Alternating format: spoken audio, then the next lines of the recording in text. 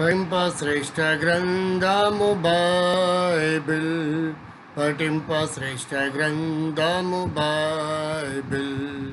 అనుదినము పఠించిన ప్రేమతోడ నడుపును, ఓ పఠింప శ్రేష్ఠ గ్రంథము బైబిల్. ప్రభునందు ప్రేమైనటువంటి యూట్యూబ్ వీక్షకులందరికీ, మరి ప్రపంచ దేశాలలో భారతదేశంలో ఉన్నటువంటి నా ప్రియ సహోదర సహోదరులకు యేసుక్రీస్తు నామములో నా శుభవందనములు తెలియజేస్తుంటున్నాను. మీ అందరూ క్షేమం కొరకై ప్రార్థిస్తుంటున్నాను. అంత మాత్రమే కాదు, మరి సబ్స్క్రైబ్ చేసుకున్నటువంటి వారి సహోదర సహోదరులకు కూడా నేను యేసుక్రీస్తు వారి నామంలో శుభవందనములు తెలియజేస్తుంటున్నాను. మరలా కొంతకాలము తర్వాత సోషల్ మీడియా ద్వారా మీ ముందుకు రావడానికి ప్రభు అనుమతించిన విధానాన్ని బట్టి ప్రభుని ఎంతగానో స్తుతిస్తున్నాను. అలాగనే మరి హితబోధన గురించినటువంటి మరి భిన్నాభిప్రాయం కలిగినటువంటి పరిస్థితులు సమాజంలో, సంఘంలో, సార్వత్రిక సంఘంలో అనేకులకు మరి అనేకమైన రకాల అభిప్రాయాలు, మరి ఏది సత్యమో ఏది అసత్యమో అర్థం కాని పరిస్థితి. అంత మాత్రమే కాదు, నూతనంగా వస్తున్నటువంటి సంఘంలో చేర్చబడిన మరి పరిశుద్ధులకు కూడా ఎంతో కలవరము. ఇలాంటి పరిస్థితులలో అనేకులు మరి ప్రార్థించి మరి ఫోన్ ద్వారా సమాచారం అడిగినటువంటి సహోదర సహోదరులకు, దైవ సేవకులకు, మరి యవనస్తులకు ఉన్నటువంటి డౌట్స్ని బట్టి మరలా కొంతకాలము గ్యాప్ తర్వాత ఈ వీడియో ద్వారా మీ ముందుకు వస్తున్నటువంటి విధానాన్ని బట్టి ప్రభు స్తుతిస్తున్నాను. హితబోధన గురించినటువంటి మరి వాక్య ధ్యానం చేస్తున్నాము. ఇప్పటికే కొన్ని వీడియోలు యూట్యూబ్లో మీరు చూసి ఉన్నారు. మరలా కొన్ని భాగములు ఉన్నాయి హితబోధన గురించినటువంటి సంగతులు. మరలా ఆ విషయాలను మరి ప్రవచించినటువంటి అనుకూలత, అనుమతిని బట్టి ప్రార్థన పూర్వకంగా మీ ముందుకు ఆ భాగాలను హితబోధన గురించినటువంటి అంశాన్ని తీసుకొస్తున్నాము. మరి వీక్షకులందరూ సావధానంతో, సద్భావంతో మరి వీక్షించి సత్యాన్ని గ్రహించి విశ్వాస జీవితంలో, యాత్రా జీవితంలో కొనసాగి దేవుని రాకడ కొరకు సిద్ధపరచబడి నిత్యగ్ని కూడా తప్పించుకొని నిత్య రాజ్యంలో ప్రవేశించాలన్నదే ఈ వాక్యం యొక్క ఉద్దేశము. కనుక ఈ విధానంలోనే మీరు పరిశీలించి పరిశోధించి సత్యాన్ని, హితవాక్యమును అంగీకరించి ఆ వాక్యానుసారంగా జీవించాలని ఒక మీ సేవకుడిగా, సహోదరుడిగా ప్రభునామమును బట్టి విన్నవించుచున్నాను.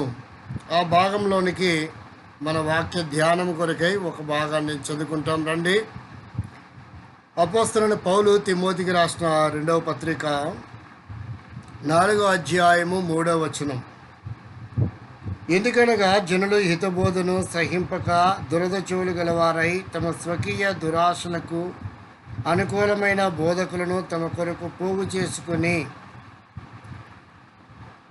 మొదటి అధ్యాయంలో 13-14 వచనాలు కూడా చదువుకుంటాం. క్రీస్తు యేసునందు ఉంచవలసిన విశ్వాసము, ప్రేమలు కలిగిన వాడవై నీవు నా వలన వినిన హితవాక్య ప్రమాణములను గైకొనుము. నీకు అప్పగింపబడిన ఆ మంచి పదార్థములను మనలో నివసించు పరిశుద్ధాత్మ వలన కాపాడుము.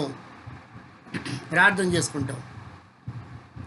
ప్రేమల మా తండ్రి, పరిశుద్ధమైన దేవానికి స్తోత్రం. మరలా కొంతకాలం తర్వాత సోషల్ మీడియాలోనికి ప్రభా మరి యూట్యూబ్ ద్వారా వీడియో అప్లోడ్ చేయడానికి, అలాగున అనేకులకు, సహోదర సహోదరులకు, సేవకులకు ఉన్నటువంటి ప్రభా మరి రకరకాల భిన్నాభిప్రాయమును మరి సావధానముతో, సద్భావంతో వారు గ్రహించగలిగేటట్లు నిష్ప్రయోజక నీ దాసుని మరుగుపరిచి చదువుకున్న లేఖనం ద్వారా హితబోధ అంటే ఏంటి, దానిలో ఉన్న విధానమును, సత్యాన్ని గ్రహించి మీరు ఆకడ కొరకు సిద్ధపరచబడినట్లుగా సహాయపడమని, భిన్న బోధల నుండి తొలగి ఆరోగ్యకరమైన హితబోధలను అనుసరించి వారు జీవించి మీ కుమారులుగా, కుమార్తెలుగా, మీ రాజ్య వారసులుగా యుగయుగములు మీతో ఉండేదాని కొరకై సంసిద్ధంగా చేయబడడానికి సహాయపడమని, మీ దాసుని కూడా బలహీనుడు బలపరిచి మీ ఆత్మచేత నింపి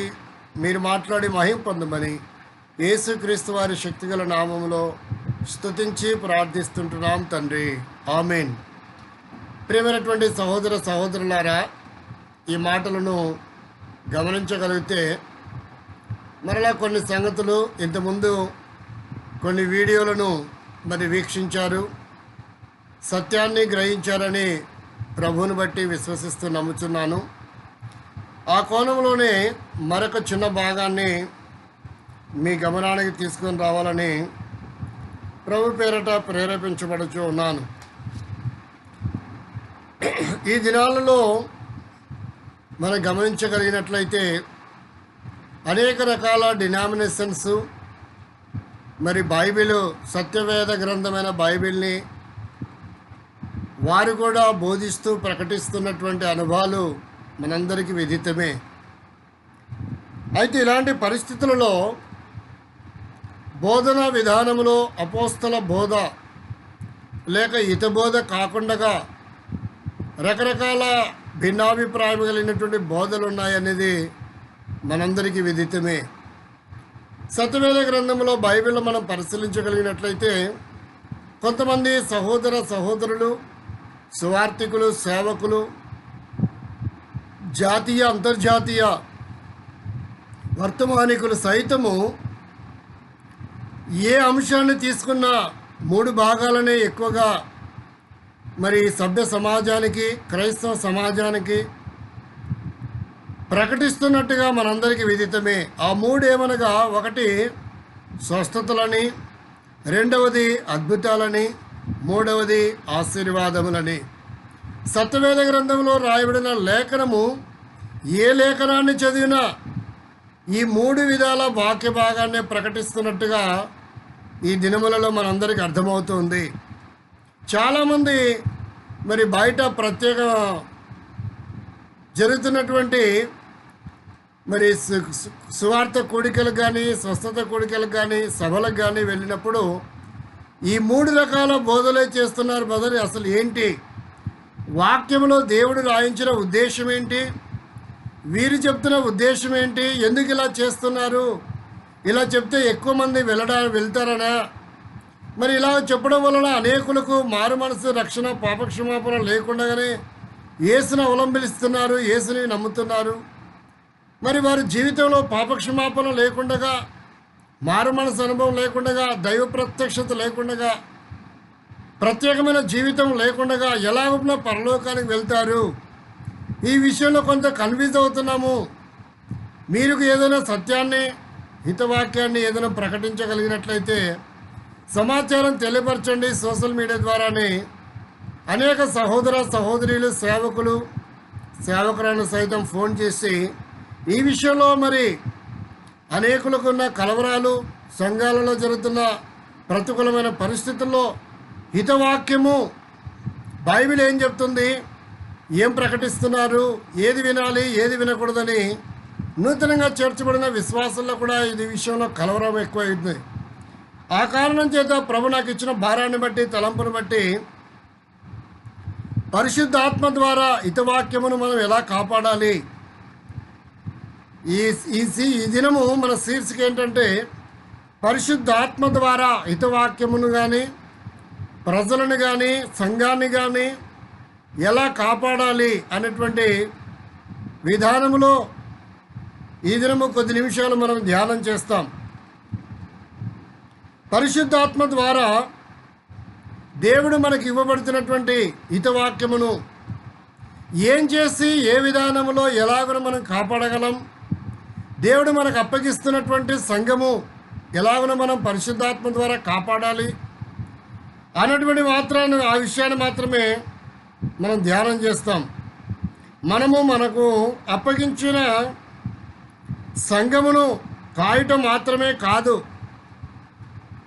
విశ్వాసులను సంరక్షించడమే కాదు కానీ, హితవాక్యమును సరైన విధానంలో ప్రకటించడమే కాదు కానీ, పరిశుద్ధాత్మ ద్వారా మనం ఎలా కాపాడగలము అనేటువంటి విధానంలో ధ్యానం చేస్తాం.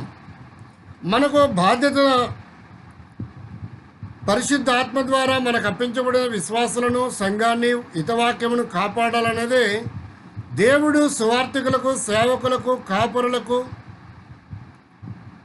జాతీయ అంతర్జాతీయ వర్తమానికులకు మనందరికీ అప్పగించబడినటువంటి ఈ బాధ్యతను మొదటగా మనం గ్రహించాలి. ఉదాహరణగా మనం గమనిస్తే మనకు అప్పగించబడిన పని లేక అధికారము మనము బాధ్యత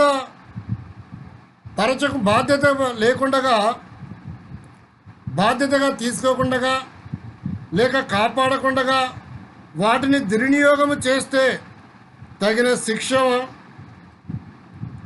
శిక్షకు మనందరము పాత్రలం అవుతాం. అంత మాత్రమే కాదు, మనకు అప్పగించబడినటువంటి సంఘాన్ని, మనకు అప్పగించబడినటువంటి పరిశుద్ధులను పరిశుద్ధాత్మ ద్వారా కాపాడకపోయిన ఎడల కూడా దేవుని యొక్క ఉగ్రత, దేవుని యొక్క శిక్ష మనందరి మీదకి వస్తుంది. దేవుడు విధించేవాడిగా ఉన్నాడని, దేవుడు లెక్క అడిగేవాడిగా ఉన్నాడని, మనకు అప్పగించబడిన బాధ్యతను గురించి ఆయన తగిన కాలములో మనందరి విషయంలో మరి లెక్క అడిగేవాడిగా ఉన్నాడని మనం గ్రహించవలసిన వారమై ఉంటున్నాం. ఇది మనందరికీ తెలిసినదే. అదేమనగా దేవుడు తిమోతికి రాసిన 2వ పత్రిక 1వ అధ్యాయము 14వ వచనములో పరిశుద్ధాత్మ వలన కాపాడుట అనగానేమి? మరలా గమనించండి, తిమోతికి రాసినటువంటి 2వ పత్రిక 1వ అధ్యాయము 14వ వచనంలో పరిశుద్ధాత్మ వలన కాపాడుట అనగానేమి? ఈ శీర్షిక మీద కొన్ని నిమిషములు దేవుని వాక్యమును మనందరం ధ్యానిస్తాం ప్రార్థన పూర్వకముగా. ఉదాహరణగా మనం గమనిస్తే భర్త సంపాదన భార్య చేతికి తెచ్చిచ్చినప్పుడు ఆమె ఆ ధనమును లేక ఆ డబ్బును జాగ్రత్తగా కాపాడకుండా వ్యర్థంగా ఖర్చు చేస్తే ఆ భర్త లెక్క అడుగుతాడా అడగడా అనే విషయాన్ని మనం గమనించినప్పుడు ప్రతి భర్త లెక్క అడుగుతాడనేది మనందరికీ తెలిసినటువంటి నగ్న సత్యం.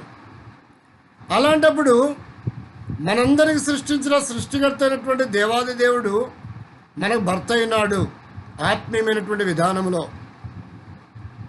కాబట్టి మనకు అప్పగించబడిన పని అది చిన్నదైనా పెద్దదైనా మన దగ్గర ఉన్నటువంటి విశ్వాసులు 5గురైనా 10గురైనా లేక 100,000 మందిలో ఉన్న దేవుడు మన విశ్వాస జీవితాన్ని బట్టి, మన సేవని బట్టి, మనం చేసిన హితవాక్య పరిచర్యని బట్టి కూడా దేవుడు మనల్ని లెక్క అడిగేవాడిగా ఉన్నాడని మనం గ్రహించాలి. అంత మాత్రమే కాదు, ఈ దినాలలో దుర్బోధనలు ప్రబలుతూ ఉన్నాయి. హితబోధన విడిచిపెట్టి వారికి అనుకూలమైనటువంటి బోధకులను పోగు చేసుకొని పిలిపించుకొని బోధించుకొనిచున్నారని 1వ శతాబ్దంలోనే దేవుడు తిమోతికి రాయించినటువంటి పత్రికలో 4వ అధ్యాయంలో 3వ వచనంలో మనందరము ఎరిగినటువంటి విషయం. 1వ శతాబ్దంలోనే ఇలాంటి వ్యక్తులు ఉన్నారు అంటే 2000 సంవత్సరాల తర్వాత ఎంతగా అలాంటి బోధనా విధానము ప్రబలింటుందో మనము గ్రహించగలగవచ్చు.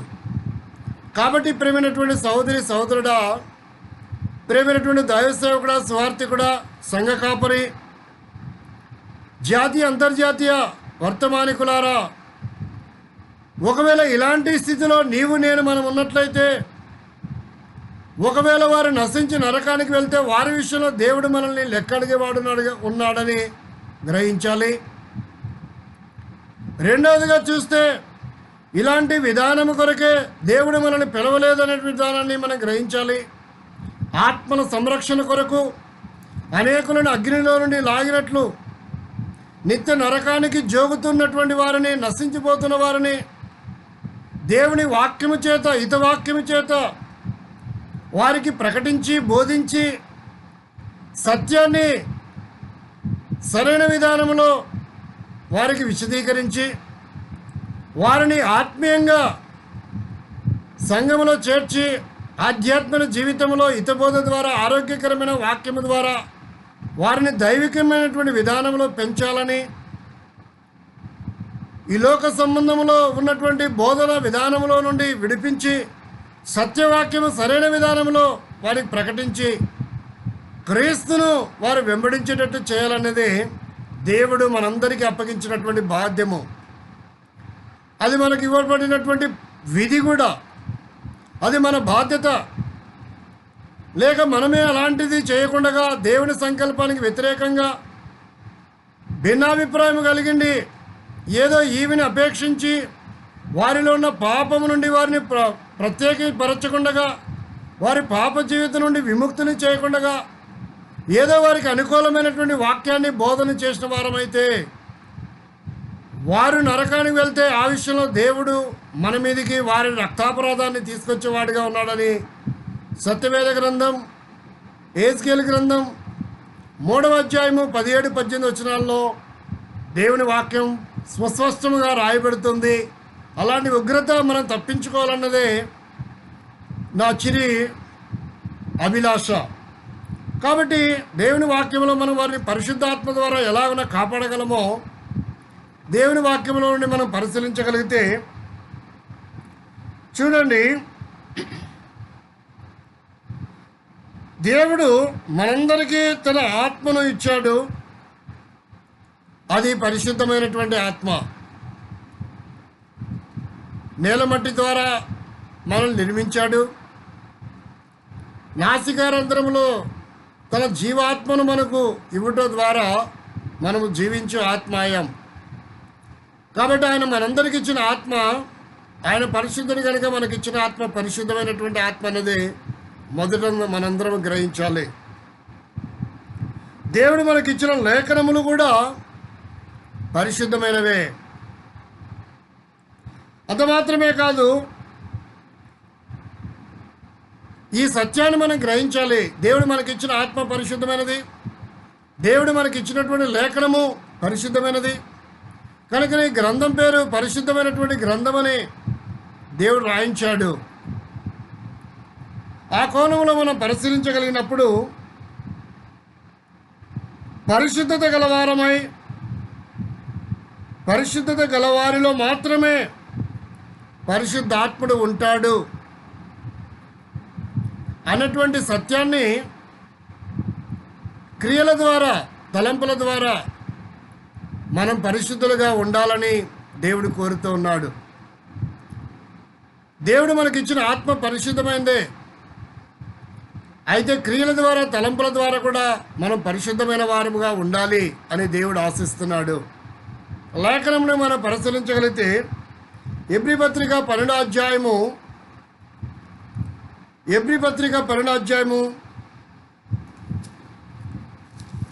14వ వచనం. ఎబ్రీ పత్రిక 12వ అధ్యాయం 14వ వచనంలో అందరితో సమాధానమును పరిశుద్ధతయు కలిగి ఉండుటకు ప్రయత్నము చేయుడి. మరలా గమనించండి, అందరితో సమాధానమును పరిశుద్ధతయు కలిగి ఉండుటకు ప్రయత్నించుడి. పరిశుద్ధత లేకుండా ఎవడును ప్రభువును చూడడు. కాబట్టి లేఖనంలో మనం పరిశీలించగలిగితే మొదటిగా మనము మనుషులందరితో సమాధానంగా ఉండాలి. రెండవదిగా మనం పరిశుద్ధత కలిగి ఉండాలి అని సత్యవేద గ్రంథం బైబిల్ సెలవిస్తూ ఉంది.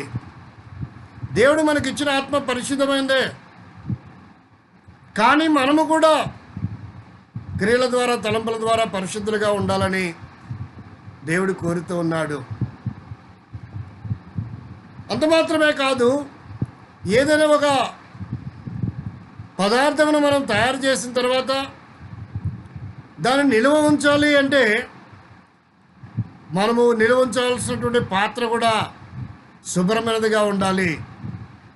లేదంటే మనం తయారు చేసిన పదార్థము నిల్వ ఉండడానికి అనుకూలత లేదు, దాన్ని మనం కాపాడలేం. అదేవిధముగా హితవాక్యమును, సంఘమును మనం కాపాడాలి అంటే పరిశుద్ధాత్మ వలన వీలవుతుంది అని సత్యవేద గ్రంథం బైబిల్ సెలవిస్తోంది. అంత మాత్రమే కాదు, దేవుని వాక్యాన్ని మనం పరిశీలించగలిగితే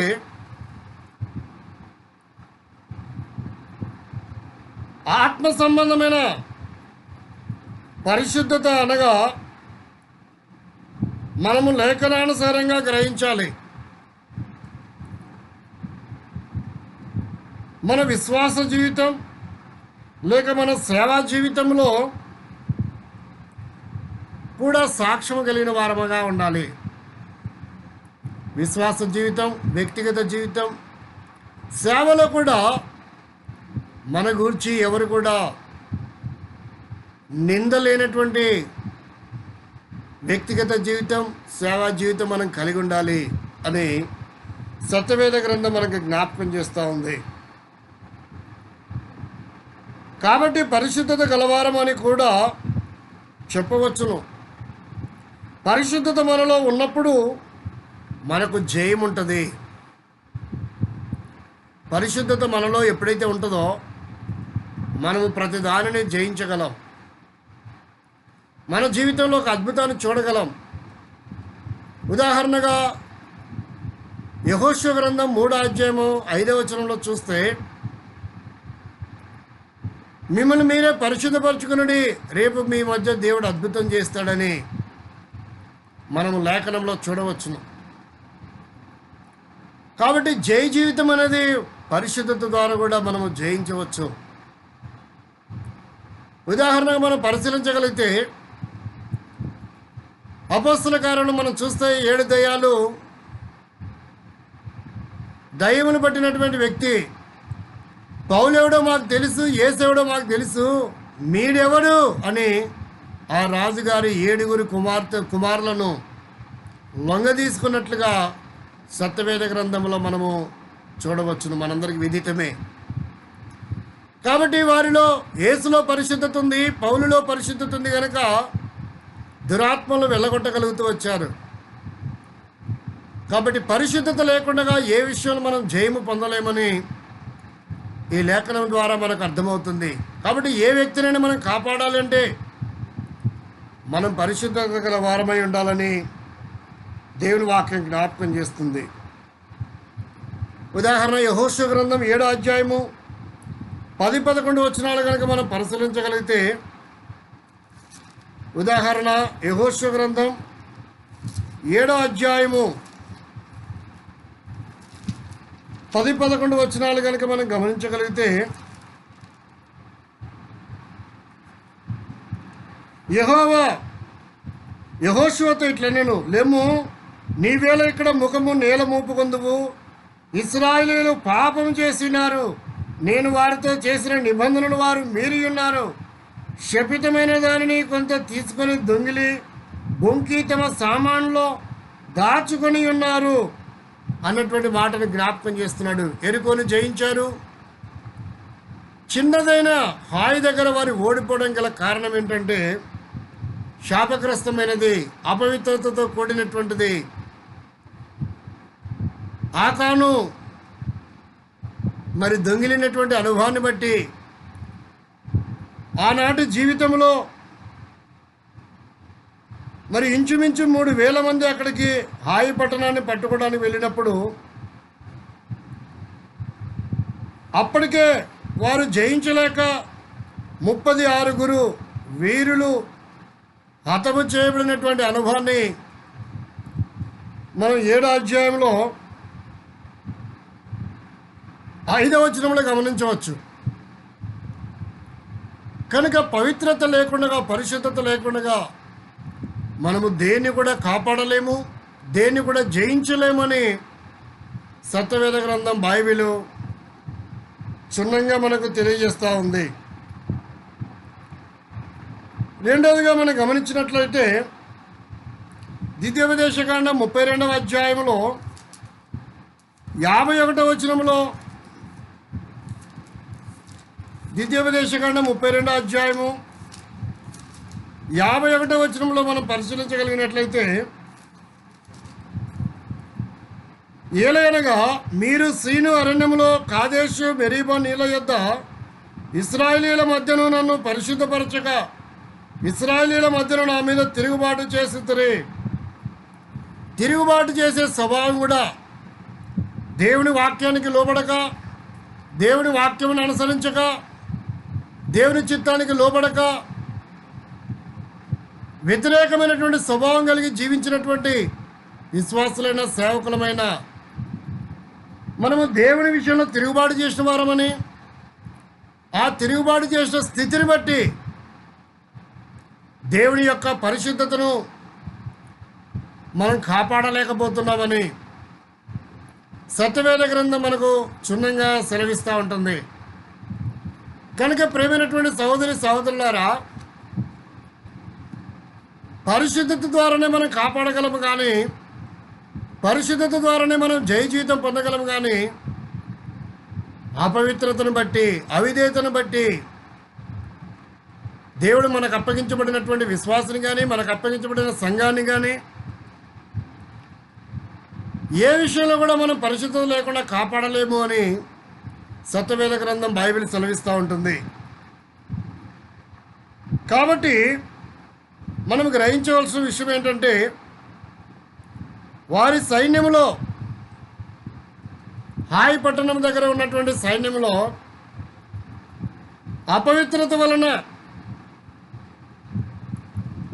36 హతము చేయబడ్డారు. అంటే కాపాడలేకపోతూ వచ్చాడు యెహోషువ, మహావీరుడు నాయకుడైన యెహోషువ. కాబట్టి వారు చంపబడుతూ వచ్చారు, హతము చేయబడుతూ వచ్చారు. భౌతికంగా ఇక్కడ చూస్తున్నాం.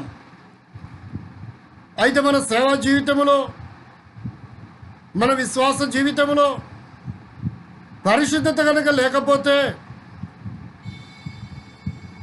మనకు అప్పగించబడినటువంటి విశ్వాసాలను మనం కాపాడలేం, మనకు అప్పగించబడిన సంఘాన్ని మనం కాపాడలేం, దేవుడు మనకి ఇచ్చినటువంటి సత్య లేఖనములను, హితవాక్యము మనం కాపాడలేమని ఈ లేఖనం ద్వారా మనకు స్పష్టము చేయబడతా ఉంది. కాబట్టి ఈ సత్యాన్ని మనం గ్రహించాలి. తర్వాత మనం గమనిస్తే సమూయేలు మొదటి గ్రంథం 15వ అధ్యాయములో 3వ వచనాన్ని కనుక మనం చూడగలిగితే, సమూయేలు మొదటి గ్రంథం 15వ అధ్యాయము 3వ వచనం, కాబట్టి నీవు పోయి కనికరింపక అమాలేకీలను హతము చేయొచ్చు, పురుషులనేమి, స్త్రీలనేమి, బాలులనేమి, పసిపిల్లలనేమి, ఎద్దులనేమి, గొర్రెలనేమి, ఒంటెలనేమి, గార్ధములనేమి అన్నిటినీ హతము చేసి వారికి కలిగినదంతయు బొత్తిగా పాడు చేసి అమాలేకీలను నిర్మూలన చేయమని చెప్పాను. ప్రియమైనటువంటి సహోదరి సహోదరులారా, ఇశ్రాయేలు ప్రజలకు మొట్టమొదటి రాజుగా ఉన్న సౌలుకు దేవుడు ఆజ్ఞాపించినప్పుడు అమాలేకీలను, మనుషులను, స్త్రీలను, పిల్లలను, పురుషులను, వారికి ఉన్నటువంటి జంతువులను బొత్తిగా నాశనం చేయమని దేవుడు చెప్తూ వచ్చాడు. ఇది దేవుని ఆజ్ఞ. అయితే ఎప్పుడైతే దేవుని ఆజ్ఞని మనం మీరుతామో మనలో పవిత్రత లేనట్లే, పరిశుద్ధత లేనట్లే. తద్వారా 15వ అధ్యాయము 9వ వచనము 19వ వచనాల్లో మనం పరిశీలించగలిగితే,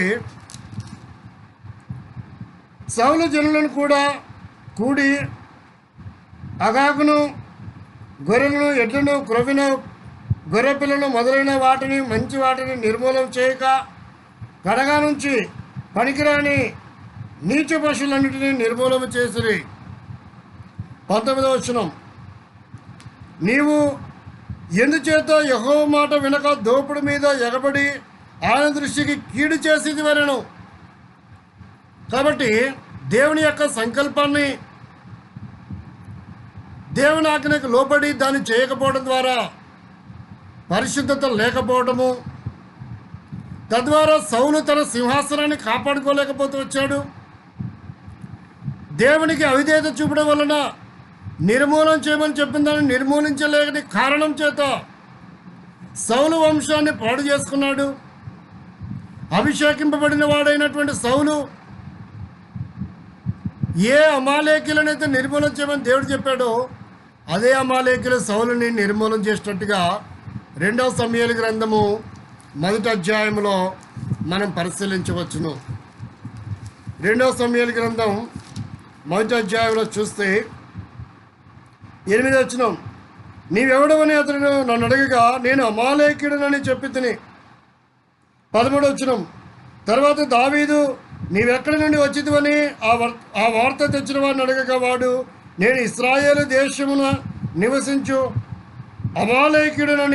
అమాలేకుడిని ఒక కుమారుడునను. కాబట్టి చూడండి ప్రియమైనటువంటి సోదరి సోదరులారా, దేవుని మాటను ధిక్కరించిన సౌలు జీవితంలో అపవిత్రత ఇక్కడ కనబడుతుంది. తద్వారా సౌలు రాజ్యాన్ని పోగొట్టుకున్నాడు, సింహాసనాన్ని పోగొట్టుకున్నాడు, మనశ్శాంతిని పోగొట్టుకున్నాడు. అంత మాత్రమే కాదు, వంశాన్ని పోగొట్టుకున్నాడు, ఆత్మహత్య చేసుకున్నాడు. కాబట్టి పరిశుద్ధత లేకపోతే ఇలాంటి ప్రమాదము శత్రువైన సాతాను పట్టి పీడిస్తున్నట్టుగా విధానాన్ని మనం చూస్తున్నాం. సౌలు మాత్రమే కాదు, దేవుడు అప్పగించిన ప్రజలు ఎంతగా బాధపడుతూ వచ్చింటాడో. కాబట్టి ఈ దినాల్లో దేవుడు నీకు అప్పగించినటువంటి ప్రజలు, దేవుడు నీకు అప్పగించిన సంఘం, దేవుడు నీకు అప్పగించినటువంటి పరిచర్య, దేవుడు నీకు ఇచ్చినటువంటి వాక్యాన్ని నీలో పరిశుద్ధత లేకపోతే పాడు చేసిన వాడు అవుతావని, మనలో పరిశుద్ధత లేకపోతే పాడు చేసిన వారం అవుతామని, దానికి దేవుని యొక్క ఉగ్రత శిక్ష మన మీదకి వస్తుందని లేఖనం ద్వారా మనం పరిశీలించాలి. ప్రియమైనటువంటి సహోదరి సహోదరులారా, దేవుని వాక్యాన్ని మనం పరిశీలించగలిగినట్లయితే సౌలు తద్వారా రాజ్యముని పోగొట్టుకున్న వాడిగా అయ్యాడు. దేవుని కోపం వచ్చింది. ఈ మొదటి సమూయేలు గ్రంథం 15వ అధ్యాయం 22వ వచనంలో బలులు అర్పించడం కంటే మాట వినడం శ్రేష్టము కదా అని సమూయేలు ద్వారా సౌలు హెచ్చరించబడుతూ వచ్చాడు. నువ్వేం చేసినావు అనేది ప్రాముఖ్యం కాదు, పరిశుద్ధత కలిగి చేసావా లేదా, దేవుని సంకల్పంలో చేసావా లేదా అని దేవుడు లెక్క అడిగేవాడుగా ఉన్నాడు. అది విడిచిపెట్టి నేనేదేదో చేశాను, ఇంతమంది బాప్తిసం ఇచ్చి ఇంతమంది రక్షణ పొందాలి, ఇన్ని సంఘాలు ఉన్నాయంటే వాటన్నిటిని బట్టి ప్రభు సంతోషించేవాడు కాడు అని ఈ లేఖనం ద్వారా మనం గ్రహించాలి. దానివలన మనకు అప్పగించినటువంటి ప్రజలను మనం పాడు చేసిన వారం అవుతాం, సంఘాన్ని పాడు చేసిన వారం అవుతాం. వారిని పరలోకానికి సిద్ధపరచకపోతే ఏం ప్రయోజనము? దేవుడు మనకిచ్చే బహుమానాన్ని పోగొట్టుకుంటాం కదా, దేవుని ఉగ్రతకు మనం పాత్రలం అవుతాం కదా. గ్రహించవలసిన వారమై ఉంటున్నాం. ఇదే మొదటి సమూయేలు గ్రంథం 15వ అధ్యాయం 28వ వచనంలో చూస్తే, అప్పుడు సమూయేలు అతనితో ఇట్లను, నేడు యెహోవా ఇశ్రాయేలీయుల రాజ్యమును నీ చేతిలో నుండి లాగివేసి నీకంటే ఉత్తముడైన నీ పొరుగువానికి దానిని అప్పగించి ఉన్నాడు. రెండవది, ఆయన రాజ్యమును పోగొట్టుకున్నవాడుగా ఉన్నాడు. పరిశుద్ధత కాపాడకపోతే ఎన్ని నష్టాలు ప్రమాదాలు మన జీవితంలో సంభవించబోతున్నాయో చూడండి. కీర్తన 55, 51, 11లో 12 కనుక మనం పరిశీలించగలిగితే, కీర్తన 51 అధ్యాయం కీర్తనలో కీర్తన 51, 11, 12 వచనాలు చూడగలిగితే, నీ సన్నిధిలో నుండి నన్ను త్రోసివేయకము, నీ పరిశుద్ధాత్మను నా యుద్ధ నుండి తొలగి తీసివేయకము, నీ రక్షణ ఆనందం నాకు మరలా పుట్టించుము, సమతి గల మనసు కలగజేసి నన్ను దృఢపరచుము. పరిశుద్ధత లేకపోతే దావీదు జీవితంలో పరిశుద్ధాత్మను పోగొట్టుకున్నటువంటి అనుభవం, రక్షణ ఆనందమును పోగొట్టుకున్నటువంటి అనుభవాన్ని చూస్తున్నాం. పరిశుద్ధత వలన మనకు వాటిని కాపాడుకోవాలి. పరిశుద్ధత వలన మనము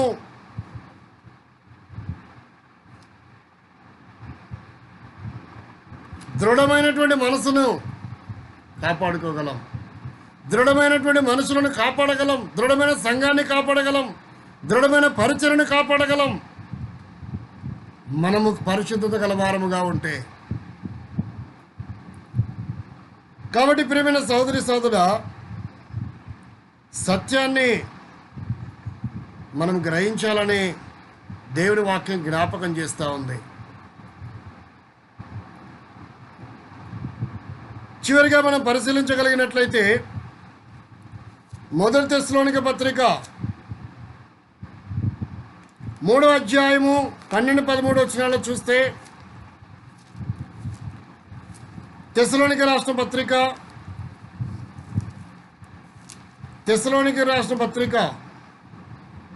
మొదటి పత్రిక 3వ అధ్యాయము 12-13 వచనాలు కనుక మనం పరిశీలించగలిగితే, మరియు మన ప్రభువైన యేసు తన పరిశుద్ధులందరితో వచ్చినప్పుడు మన తండ్రి అయిన దేవుని ఎదుట మీ హృదయములను పరిశుద్ధత విషయమై అనింద్యమైనవిగా ఆయన స్థిరపరచుటకు మేము మీ ఎడల ఎలాగూ ప్రేమలో అభివృద్ధి పొంది వర్ధిల్లుచున్నామో, అలాగే మీరును ఒకరి ఎడల ఒకడు మనుషులందరి ఎడల ప్రేమలో వృద్ధి పొంది వర్ధిల్లినట్లు ప్రభు దయచేయను గాక. కాబట్టి ఇక్కడ తెస్సలోనిక పత్రికకు రాస్తున్నాడు, యేసు తన పరిశుద్ధులందరితో వచ్చినప్పుడు మన తండ్రి అయిన దేవుని ఎదుట మీ హృదయములను పరిశుద్ధత విషయమై అనింద్యమైనదిగా ఉండాలని దేవుడు కోరుతున్నాడు. మన సేవ ఎలా ఉంది అనేది ఇక్కడ ప్రాముఖ్యం కాదు, ఎన్ని సంఘాలు ఉన్నాయనేది ప్రాముఖ్యం కాదు, ఎన్ని రాష్ట్రాలు దేశ విదేశాల్లో పరిచయం చేస్తున్నాం అనేది ప్రాముఖ్యం కాదు, ఎన్ని బోధన విధానం చేస్తున్నాం అనేది ప్రాముఖ్యం కాదు, ఎన్ని మర్మాలు బోధిస్తున్నాం అనేది ఇక్కడ ప్రాముఖ్యంగా కనపడటం లేదు. కానీ పరిశుద్ధత వలన మనం కాపాడవచ్చు, పరిశుద్ధత లేకుండా కాపాడలేమో అని సత్యము మనకు సత్యవేద గ్రంథము బైబిల్ సెలవిస్తూ ఉంది. కాబట్టి అంటున్నాడు, మీ హృదయములను పరిశుద్ధత విషయమై అనింద్యమైనదిగా ఉండాలని దేవుడు కోరుతున్నాడు. ప్రియ సోదరి సోదరుడా, ఇటు అనుభవం మనం కలిగి ఉన్నామా లేదా పరీక్షించుకోవాలి. ఫిలిప్పీ పత్రిక 2వ అధ్యాయము 12వ వచనంలో చూస్తే దాన్ని మనం ఎలా కాపాడుకోవాలో కూడా చెప్తున్నాడు. ఫిలిప్పీ పత్రిక 2వ అధ్యాయము 12వ వచనం, కాగా నా ప్రియులారా, మీరెల్లప్పుడు విధేయులై ఉన్నారు ప్రకారము నా ఎదుట ఉన్నప్పుడు మాత్రమే కాక మరి ఎక్కువగా నేను మీతో లేని ఈ కాలమందును భయముతోను వణుకుతోను మీ సొంత రక్షణను కాపాడుకొనుడి. కాబట్టి సొంత రక్షణని మనం కాపాడుకోలేనప్పుడు దేవుడు మనకు అప్పగించినటువంటి విశ్వాసాలను మనం ఏం కాపాడగలం? దేవుడు మనకు అప్పగించినటువంటి సంఘాన్ని మనం ఏం కాపాడగలం? దేవుడు మనకు అప్పగించబడే సమాజాన్ని మనం ఏం కాపాడగలం?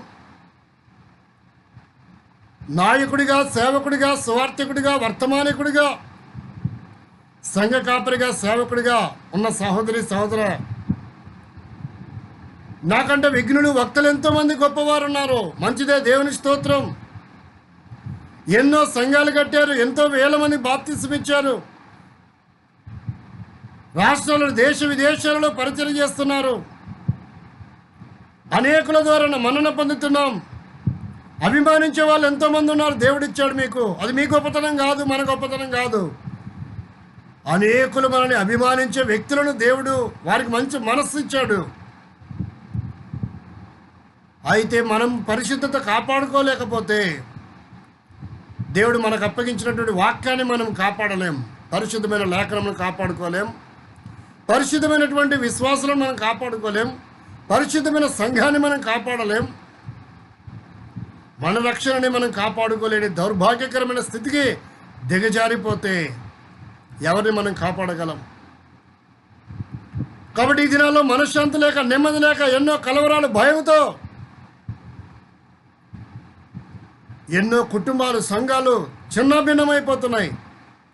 శత్రువు పరిశుద్ధత లేకుండా చేసి సేవకులను, పరిచారకులను, సువార్థికులను, వర్తమానికులను, సంఘమును అతలాకుతలము చేస్తున్నటువంటి దినములలో మనం నివసిస్తుంటున్నాం.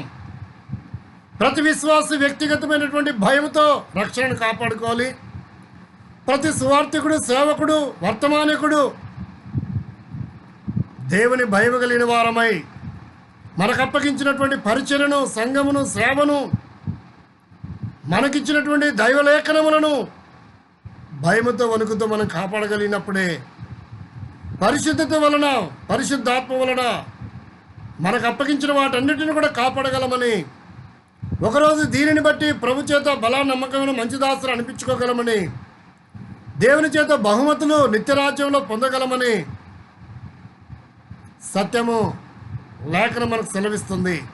ఒకవేళ ఇంకా పరిశుద్ధమైన అనుభవంలోనికి రాకపోతే, ఇంకా యేసుక్రీస్తు సొంత రక్షకుడు అంగీకరించకపోతే, నీ జీవితంలో పరిశుద్ధత లేకపోతే, ఇంకా పాపంలోనే ఇష్టానుసరంగా జీవిస్తూ కొట్టిమిట్టాడుతూ జీవితంతో నాశనం చేసుకుంటున్నట్లయితే, ప్రియమైన సోదరి సోదరుడా, ఈరోజే నీ పాపిష్టి జీవితానికి ఫుల్ స్టాప్ పెట్టి పరిశుద్ధుడైనటువంటి యేసుక్రీస్తు రాదని నువ్వు విశ్వసించినట్లయితే, నా పాపముల కొరకై 2018 సంవత్సరాల క్రితం యేసుక్రీస్తు నాథుడు తన ప్రశస్తమైన జీవితం రక్తమును నీ కొరకు నా కొరకు ధారపోస్తాడు.